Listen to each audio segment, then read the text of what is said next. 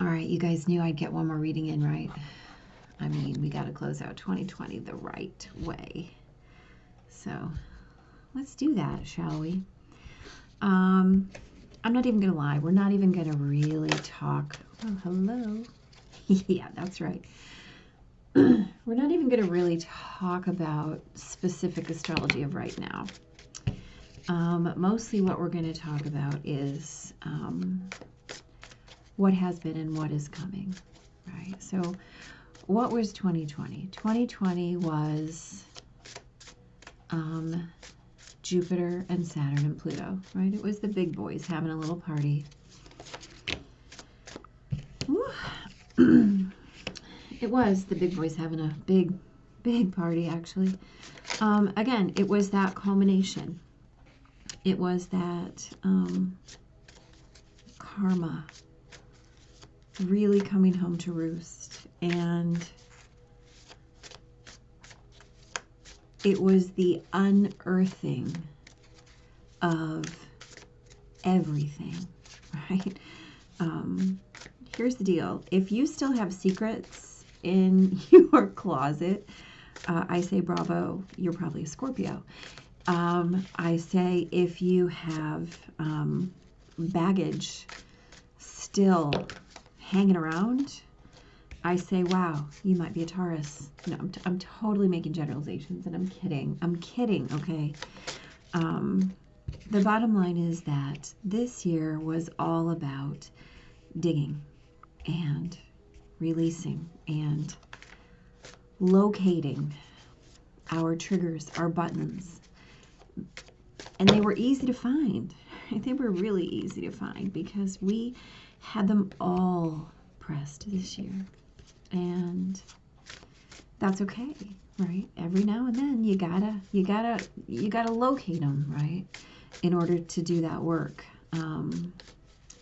And so as those of us who say things like do the work have been saying do the work for the last however long we've been saying it. I don't even know how many years I've been saying it. And that concept of we are in transition. All of those things are and have been 100% true. And so what have we learned? We're in transition. What are we in transition to? Well, we're in energetic transition, right? We're coming out of this 250-year cycle of our social planets being in Earth signs. And so we've talked about this. I did a whole video on this, but quickly, what that means is that the ways that we have created our systems and our structures have been all around real 3D expansion, right? Saturn is about resources and contraction and restriction and how we structure things, how we create our structures. And Jupiter is all about how we expand into those structures. And as such, we created structures that we rapidly outgrew and out-promised and overextended. And we just could not contain everything and everyone within our structures. We didn't plan for it that way.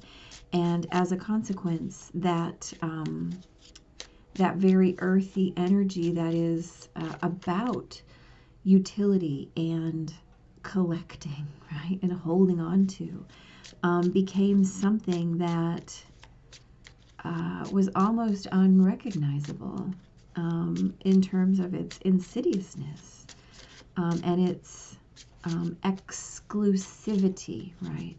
And so as we move into this energy of Aquarius for Jupiter and Saturn, and then this next 250 years of air sign energy in those big social planets, we're talking about inclusion and ideas and ways to broaden our concepts, right? To broaden our abstract instead of locking things down. And I'm not talking about any specific situations. I'm talking about boxing in with restrictions, which is Saturnian energy, right? that air energy is going to look for new ways to define what a structure is long before it seeks to recreate a structure.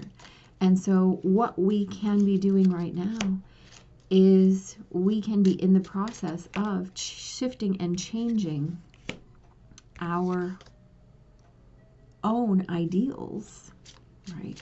That's what Aquarius does. Aquarius holds space for the collective. Aquarius is all about the groups, the collective, right? It's about your true social structure, right? The overarching social structure, not just the Jupiter expansiveness. It's about true expansiveness, right? I very often say that Aquarius in my classes regarding astrology is always taught to be the highest actualization of an individual is done in the sign of Aquarius.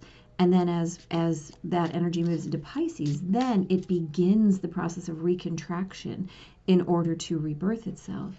So as we move Jupiter and Saturn energy into that backdrop of Aquarian space, we get to see what we can do. What if, right? What if we did it a different way? What would happen? What could happen? Even more importantly, right? What could happen? And how could we do it?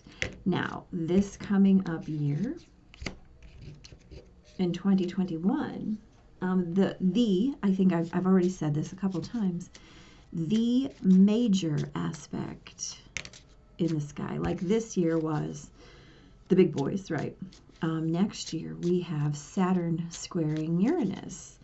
And again, we know that Saturn is about structure, rules, boundaries, and restrictions, how you create them, how they're created for you, how you decide to either live within them or butt up against them, and how you rebel against current structure, right? And Aquarius is the sign of rebel. So contemplate that. Most importantly, as that Saturn and Aquarius squares Uranus and Taurus, we're going to have an opportunity to really reevaluate what we believe our resources are, right? Taurus is all about resources, tangible and intangible. The last time these two were together was in the 30s, and that was responsible for the creation of the structure of the last 75 plus years of utilitarianism in terms of profit, right? And what we value, really, what we value.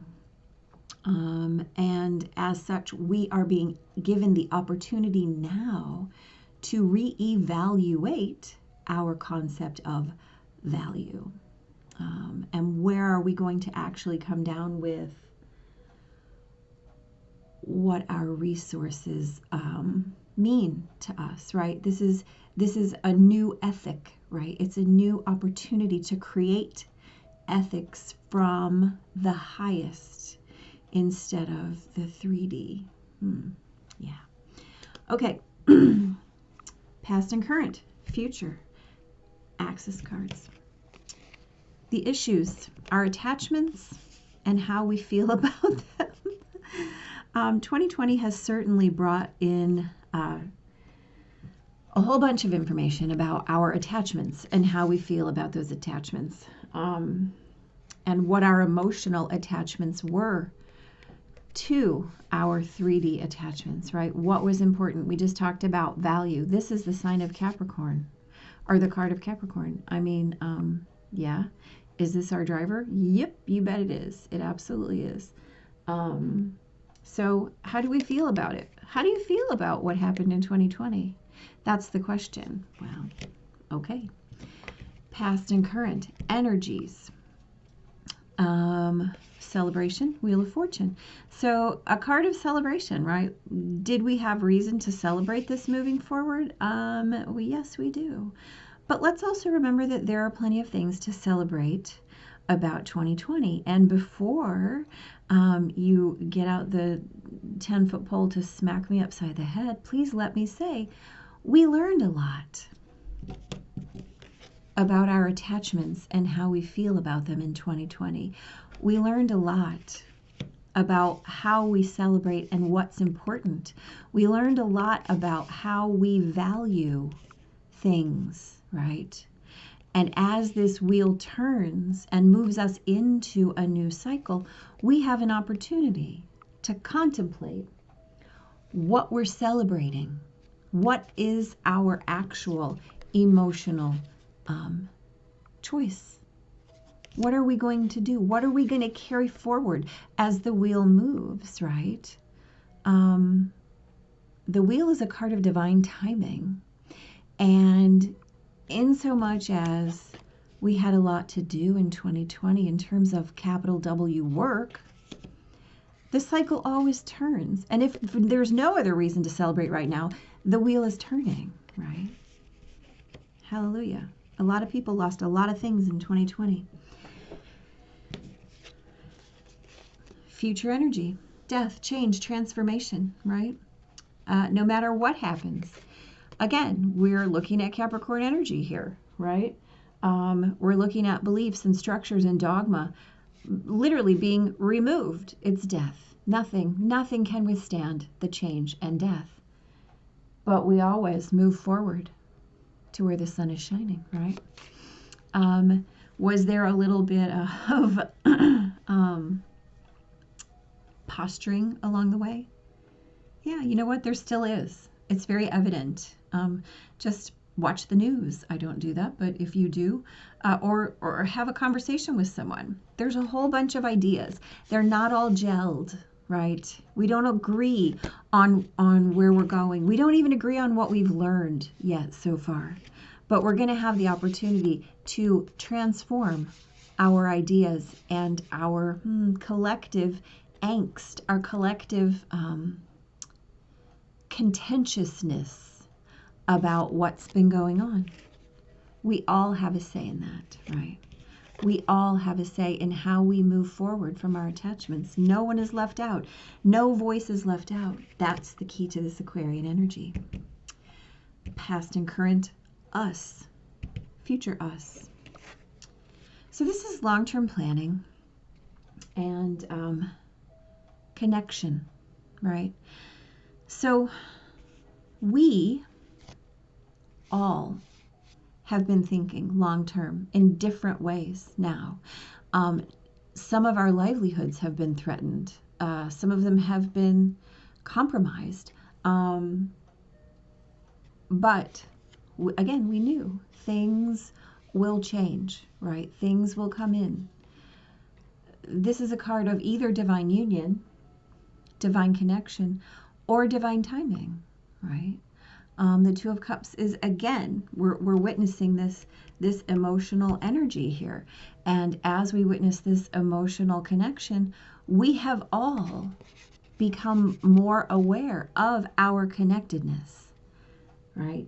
To one another, to the systems and structures that we have created, how they affect us in the long term. And hopefully we're aware of the fact that the divine has timing that's going, right? Cosmic timing. Cosmic timing. All things in their own season. And just so much as we knew the wheel would turn, right? This is a timing card. Three of Wands is about knowing that what you have witnessed, what you have dreamt into being is coming into play. And the Two of Cups is the light of that dream, right? Where we connect with our dream. So very much us, like we've all been hopeful. Future, we've got Nine of Cups. Again, more cups, a whole bunch of 9 of them, right? And the Ace of Wands. This Nine of Cups speaks of wish fulfillment, right? He's super happy. He's got all his stuff. The key to the Nine of Cups is to not get arrogant or cocky, right? Is to not get attached. That's the key. You got to be in the flow. And then we've got the Ace of Wands. The Ace of Wands speaks to that new fire, right? That new inspiration, that new motivation that becomes dedication, right? What gets your juices flowing, right? That's the Ace of Wands. But like every ace, you have to do more than just witness the opportunity. You have to reach your hand out and grab it. And you can't grab it and shove it in your pocket, right? You can't grab it and argue about what to do with it. You have to grab it and put it into use. Absolutely. So it's coming. Wish fulfillment is here. Emotional, like that, shoo, it's coming. We have to watch for the opportunities and be willing to take them, right? This Ace of Wands is blooming, right? It's blooming. It's not just it's not just a little leafy on the top. Sorry, Joel. This one's blooming. It's flowered. That speaks volumes about 2021. Situation. Six of Pentacles is about giving and receiving and kindness and compassion. It's about I have, let me share with you. Right? 10 of Cups is about, again, we're talking about emotional fulfillment here in so many areas this year. This is about happiness, right? And so this is about giving and sharing of your happiness. How many people have you seen who've been willing, able, capable, and willing to offer support to other people during this time of not just personal, local, national crisis, but global crisis, right? This is a global, we collective issue. Aquarius comes in to say it will balance, right? This is the minor for justice. That's all about balance and harmony. And as such, right, we're looking at these castles. What you've given is what you receive. That's how it works. In the future, we have a lot of options. You know, as we've kind of talked, right? We're getting rid of our attachments because we know how we feel about them. And as we come into transformation, there are a lot of options here. We might talk a lot about what comes next. There are a lot of opinions, The key here is going to not be to hop back into this association here, right? The key is going to be keep going from this energy. Keep going from what feels right. Keep going from what fills all the cups, right? Not just my cup. This Emperor he is the summation of all the king energy. And as you know, in Eileen land, the queens are the embodiment of any sign's energy. And the Empress is the coalescence of the queen energy. The Emperor is the coalescence of the king energy. And so this king, he is earthy, right? Our choices cannot be based on this echo. Our choices must be based on this. Absolutely. They must be based on this kindness, this compassion, right? Brand new, not the old. Foundationally, how did we get here? Well, a lot of hard work and deception.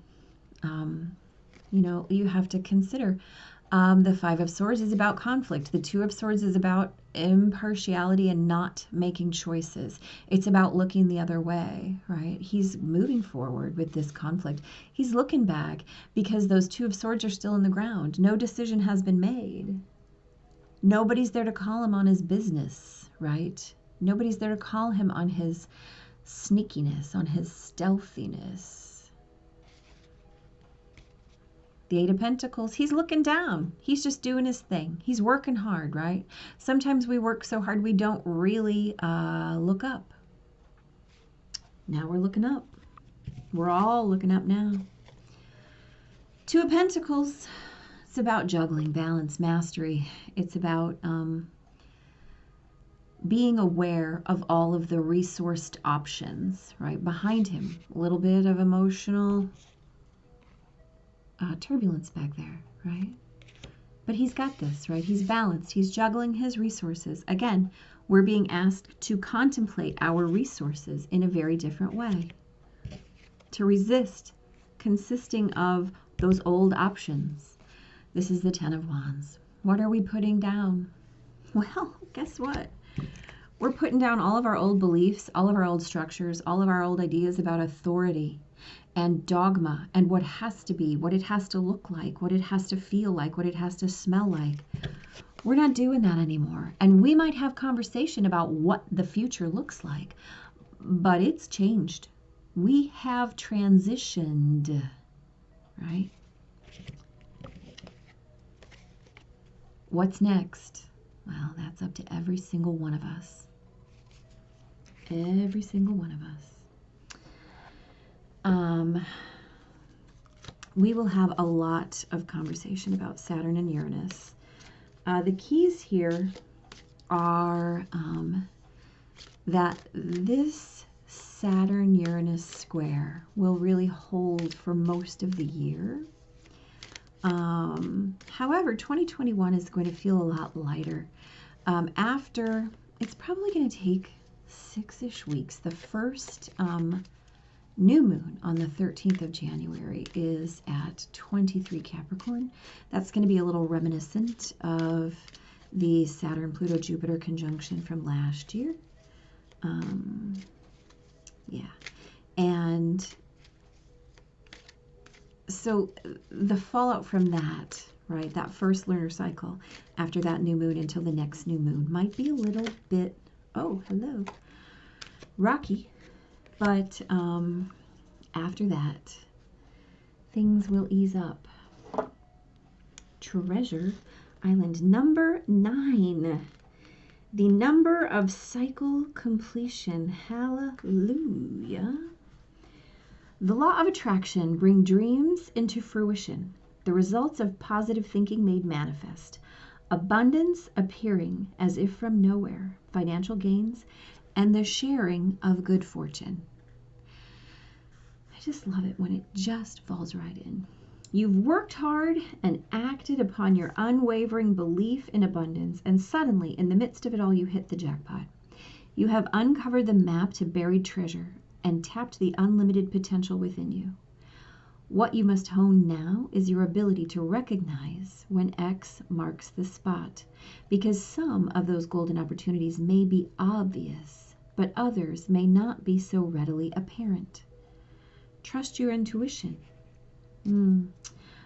Trust your intuition to light your way now as you enter this truly prosperous phase where all of your long, hard work navigating your inner life is now paying off externally. In all aspects of your life at this time, you have good fortune. Don't forget to enjoy it and share it with others, as treasure shared multiplies like magic.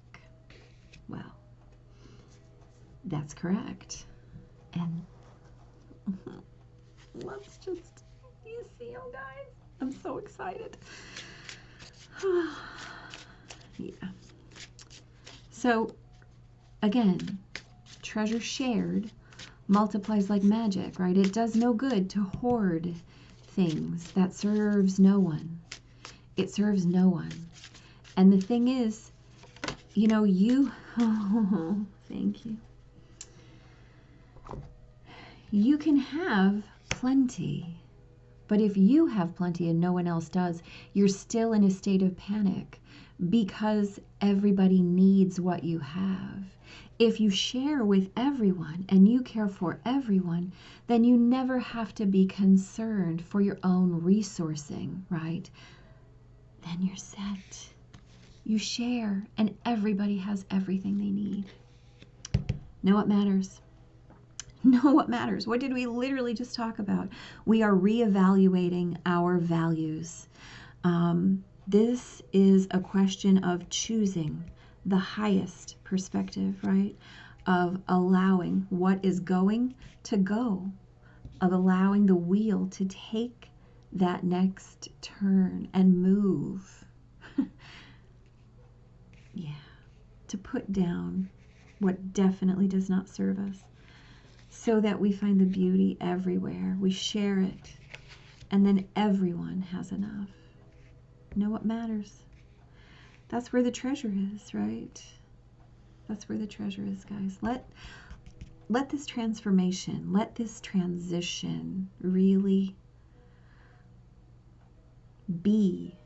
I mean, look at this. Look at what's in that treasure chest. Can you see it? Hearts and stars and beautiful things on the back of this beautiful, beautiful sea turtle.